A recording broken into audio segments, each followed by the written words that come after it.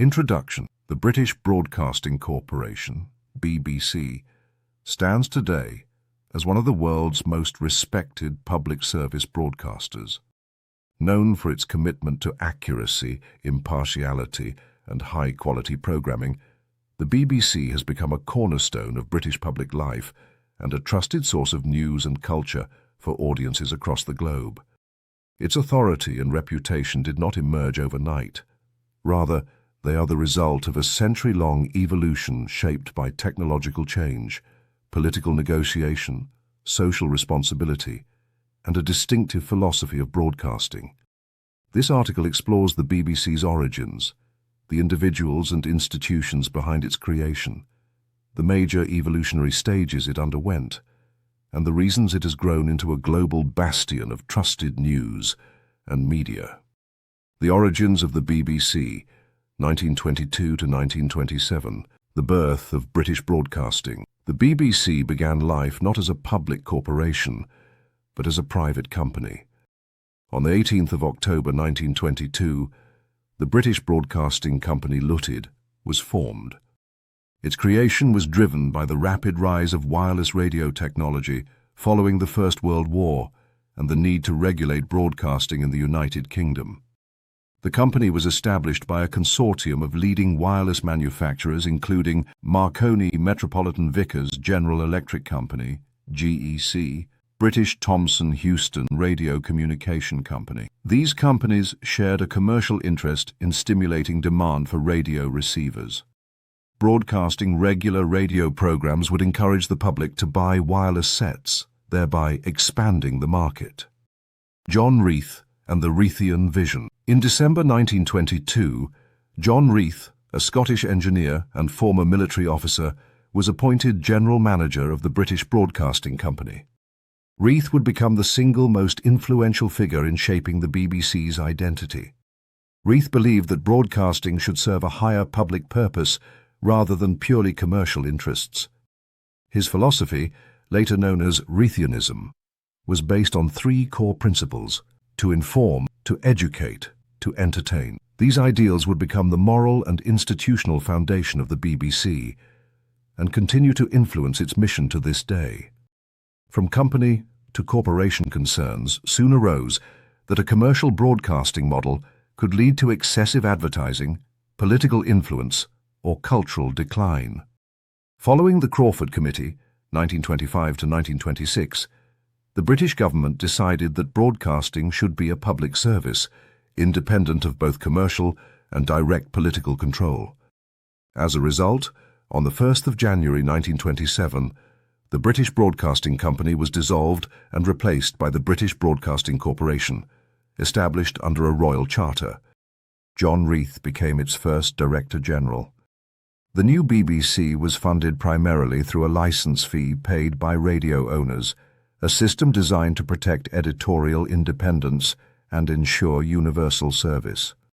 Consolidation and Early Growth, 1927 to 1939, a national radio institution. During the interwar years, the BBC consolidated its role as Britain's sole broadcaster. It expanded radio services across the country, standardized programming, and invested in professional journalism, drama, music, and educational content. The BBC's monopoly status allowed it to prioritize quality and public value over competition. It became a trusted voice in British homes, especially during times of national significance such as elections and major public events.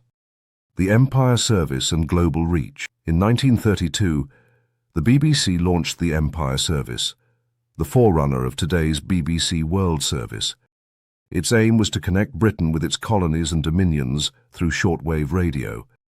This marked the BBC's first major step toward becoming a global broadcaster. The Empire Service later evolved into an international news and cultural service, broadcasting in multiple languages and establishing the BBC as a worldwide voice of British perspectives and journalism. The BBC in the Second World War, 1939 to 1945, broadcasting in wartime. The Second World War was a defining moment for the BBC's credibility and public trust. As Britain faced existential threat, the BBC became a vital source of news, information, and morale. Unlike many wartime broadcasters, the BBC developed a reputation for truthfulness, even when reporting bad news. This honesty enhanced its credibility, both domestically and internationally. International influence. The BBC World Service played a crucial role in countering enemy propaganda and providing reliable information to occupied Europe. Its broadcasts were widely listened to in secret, and the phrase, "This is London," became a symbol of resistance and hope. By the end of the war, the BBC had firmly established itself as a trusted global broadcaster. The rise of television, 1936-1960s, early television innovation. The BBC was a pioneer in television broadcasting. In 1936, it launched the world's first regular high-definition television service, the BBC Television Service, from Alexandra Palace in London.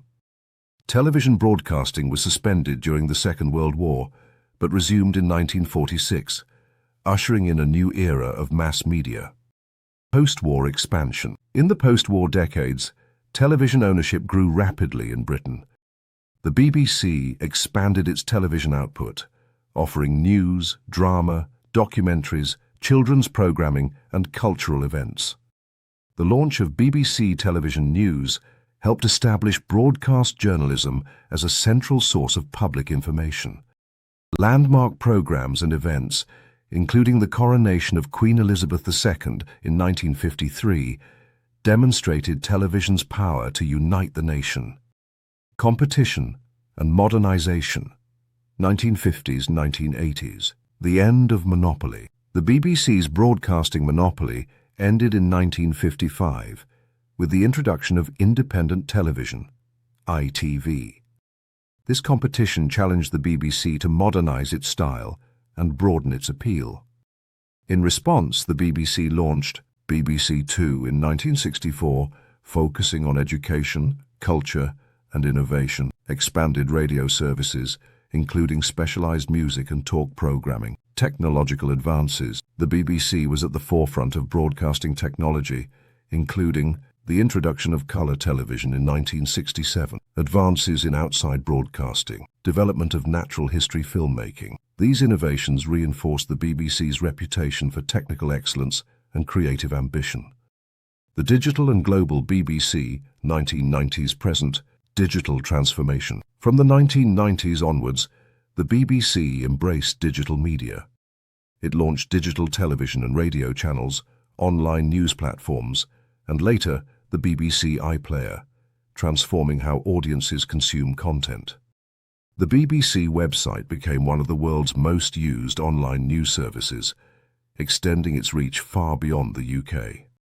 Global trust and the World Service. The BBC World Service expanded significantly, broadcasting in dozens of languages and reaching hundreds of millions of people worldwide.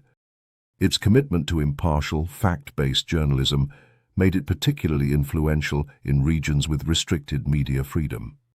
Challenges and accountability. Despite its success, the BBC has faced ongoing challenges, including political scrutiny over impartiality, debates about the license fee model, competition from global streaming platforms, and social media. Nevertheless, its governance structure, editorial standards, and public service mission have allowed it to adapt while maintaining core values.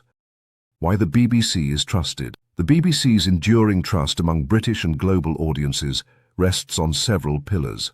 Editorial independence, safeguarded by the Royal Charter, public funding through the license fee, reducing commercial pressure. Commitment to accuracy and impartiality, long institutional memory and professional standards. Cultural investment in education, arts, and national identity. Over time, these elements have created a broadcaster seen not merely as a media organization, but as a public institution.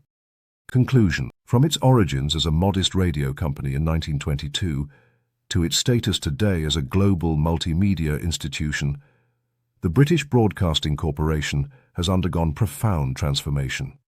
Guided by John Reith's vision of public service broadcasting, shaped by war, competition, and technological change, the BBC has become a symbol of trustworthy journalism and cultural excellence. In an era of misinformation and fragmented media, the BBC's century-long commitment to informing, educating and entertaining continues to define its role, both in British society and across the world.